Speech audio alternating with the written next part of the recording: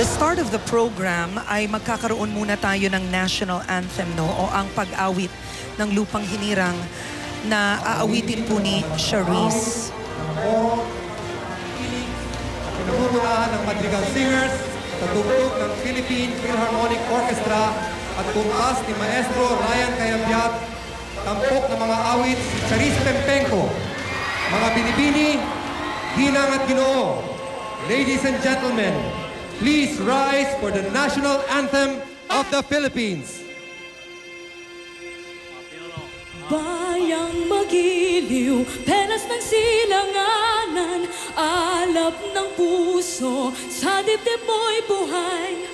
Lupang hinirang, tuyat ka ng magiting, sa manlulupig, di ka pasisiil, sa dagat at putok, sa simoy at sa langit mong bakaw.